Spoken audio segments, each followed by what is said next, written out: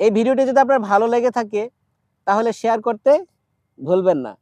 এই প্রকৃতি আমার প্রকৃত বন্ধু, প্রকৃতি আমার নিঃশ্বাস, প্রকৃতিই আমার বিশ্বাস।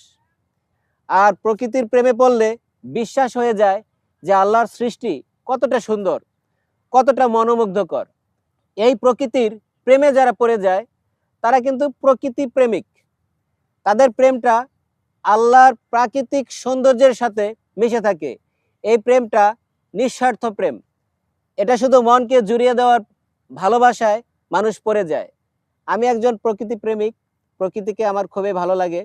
যখন এই আল্লাহর এই সৃষ্টির, আল্লাহর যে এই কুদরত যখন আমি দেখি, তখন আল্লাহর প্রতি আরও ভালোবাসা, আল্লাহর প্রতি আরও পবিত্রতা আমার মনের মাঝে, আমার অন্তরে তখন মিশে থাকে, বিশ্বাস হয়, ভালো লাগে।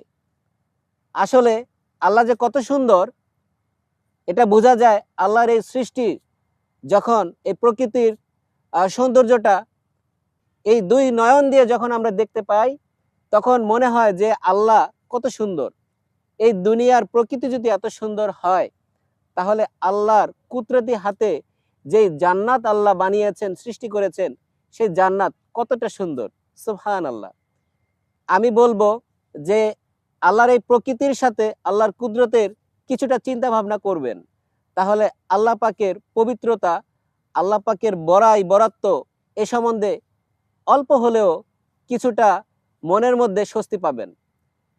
এই ভিডিওটি যদি আপনার ভালো লেগে থাকে তাহলে শেয়ার করতে ভুলবেন না। আল্লাহ হাফেজ।